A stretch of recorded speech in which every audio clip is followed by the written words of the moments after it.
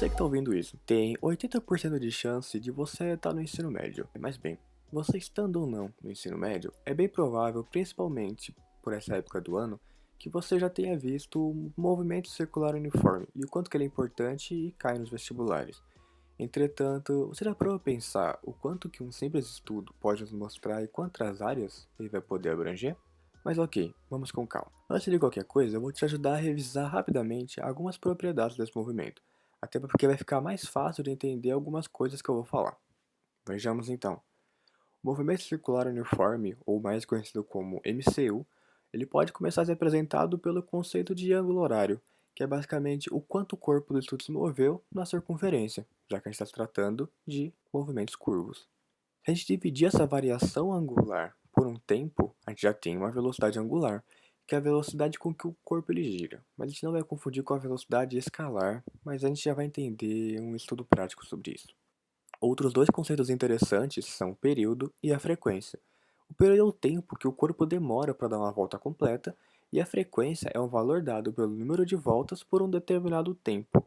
Então a gente é apresentado a duas unidades de medida que a gente vê bastante por aí, Hertz e RPM.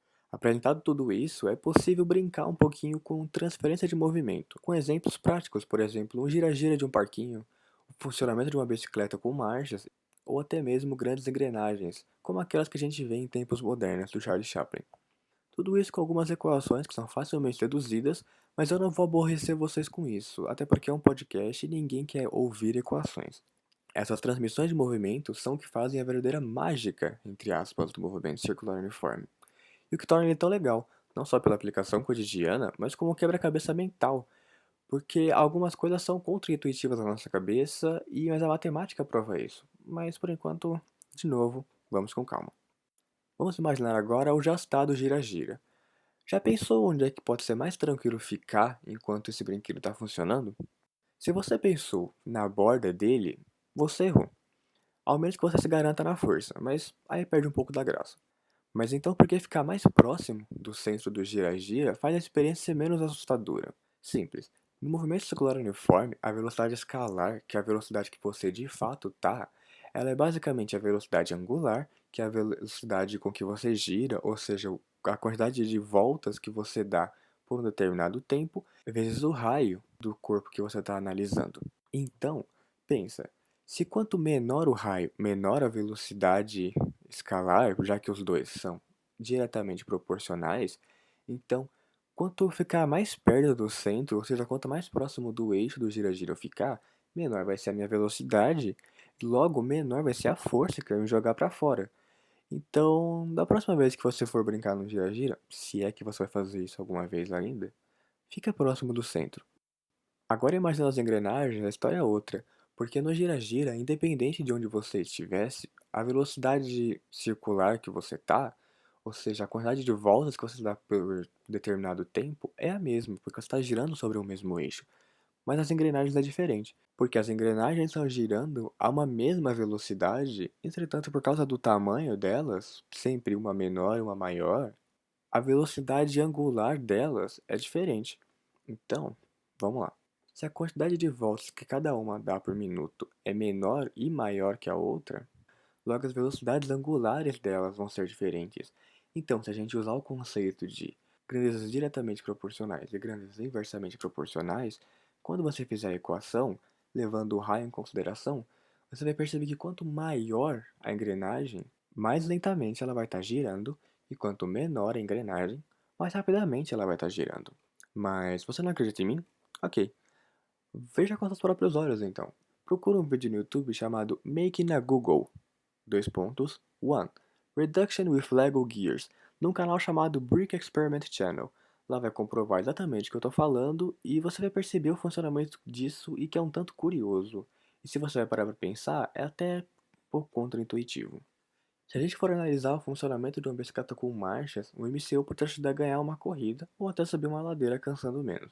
Já que em uma bicicleta com marcha temos as coroas, que são aqueles aros de metal que ficam próximos ao pedal, e as catracas, que ficam ligadas às rodas traseiras, e ambas têm raios, ou seja, tamanhos, diferentes.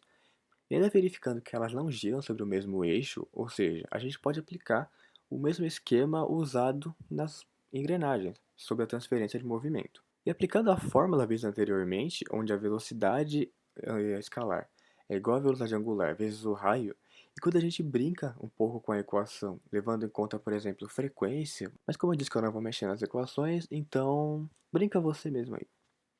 A gente vai poder perceber que se a gente quiser uma velocidade maior, a gente vai precisar aumentar as coroas e diminuir as catracas. Isso é uma determinada marcha que a gente chama de marchas leves. Entretanto, quando a gente quer uma potência maior, ou seja, as marchas pesadas, por exemplo, para subir uma ladeira, a gente precisa fazer o contrário. A gente precisa diminuir as coroas e aumentar as catracas. Tudo isso, se você brincar com as equações, ou mesmo olhar no livro didático, você percebe que é bem trivial. Mas ok, isso tudo você provavelmente já viu na escola e já deve ter feito vários exercícios sobre isso. Mas quando você faz isso, você encontra o que eu considero o verdadeiro charme do MCU, que é o que de fato faz ele acontecer. A aceleração centrípeta, que nada mais é do que uma força que direciona uma determinada trajetória para o centro, gerando assim as curvas. É importante lembrar que isso foi uma explicação bem resumida do assunto, e então estudá-lo seria o ideal. Se a gente for analisar isso pelos olhos da segunda lei de Newton, onde para toda aceleração, sendo para o centro ou não, há uma força para a direção, e pensarmos que para essa lei temos a famosa fórmula força é igual a massa vezes aceleração, logo ela pode ser substituída pela fórmula da aceleração centrípeta, que é velocidade ao quadrado sobre o raio. Então assim, a gente pode brincar com a fórmula da resultante centrípeta, que é igual a massa vezes a velocidade ao quadrado sobre o raio. Percebeu então que a fórmula de força é igual a massa vezes a aceleração, usando do conceito da aceleração centrípeta, virou a força resultante centrípeta é igual a massa vezes a fórmula da aceleração centrípeta, que é a velocidade ao quadrado sobre o raio.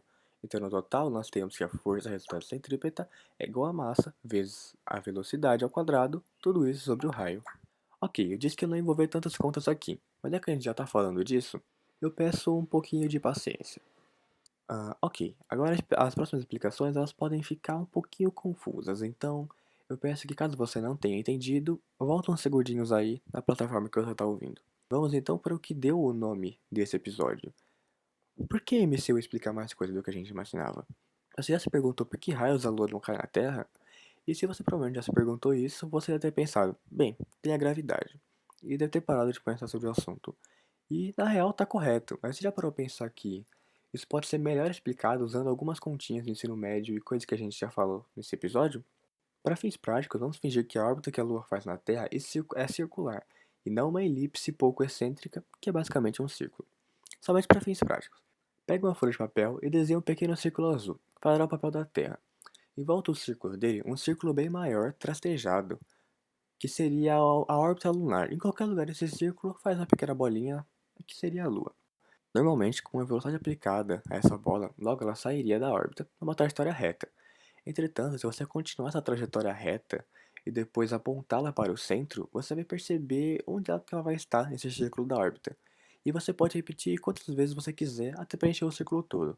E no final, o desenho mais vai parecer como uma estrela ninja ou como uma serra do que com um círculo. É que você vai ter puxado a Lua para sua órbita. Mas então, por que a órbita ela é circular, teoricamente, e não cheia de pontas? Simples, porque nessa brincadeira imaginária, você pensou que a gravidade era ligada e desligada, ligada sempre que você puxava a Lua para a trajetória dela. Então, se você transformar isso em uma trajetória constante, você vai ter a órbita da Lua certinha como ela realmente é. Tranquilo. Entretanto, enquanto a Lua faz a trajetória dela, você percebeu uma coisa familiar? Você notou que nesse caso, o que faz a Lua executar uma curva é a força gravitacional? Então sim, nesse caso, a gravidade faz o papel de força centrípeta, ou de força resultante centrípeta. E aí que a gente vai responder finalmente essa dúvida de como a Lua não cai na Terra. Sim, demoramos um pouquinho, mas já estamos aqui. Aqui você não vai ter que usar de fato a fórmula da gravitação universal de Newton. Legal, mais ou menos uma fórmula para você não ter que trabalhar. Mas já tendo visto que a gravidade acontece de forma constante e ela age no papel de aceleração centrípeta, a gente pode escrever a equação. Em vez da força gravitacional ser a constante gravitacional vezes as duas massas analisadas sobre a distância ao quadrado, a gente vai falar que a força gravitacional é a força resultante centrípeta, ou seja, a força gravitacional é a massa vezes a velocidade ao quadrado sobre o raio. Mas agora a gente vai pensar. Para a Lua não cair na Terra, ela precisa estar em constante movimento. Então, se ela está em movimento, ela tem uma velocidade. É aí que entra a última equação citada. Se a força gravitacional tem um valor, a gente não vai entrar em detalhes aqui, logo ela não é zero. E se ela não é zero, a gente tem uma velocidade que não é zero, porque a força gravitacional é diretamente proporcional à força resultante centrípeta. Então a gente tem uma velocidade constante. Essa velocidade não é necessariamente constante, ela tem algumas alterações, mas a gente vai ver isso melhor num futuro episódio sobre a lei de Kepler, então por enquanto vamos ficar por isso. Para pensar, se essa velocidade fosse menor do que ela realmente é, a Lua ia de fato cair na Terra. E se pelo contrário ela fosse maior, ela poderia fazer com que o nosso satélite natural saísse de órbita. Então logo tá aí a resposta, de forma resumida e talvez não tão intuitiva somente ouvindo. Então eu te convido a dar uma analisada nessas equações e perceber o que de fato eu acabei falando. Bem, essa foi a primeira coluna de física aqui do Fora de Si. Eu espero que você tenha gostado e esteja curtindo esse projeto. É bem provável que essa semana ainda saia uma outra coluna e semana que vem nós temos um episódio completo. Então é isso, eu vejo vocês depois e tchau.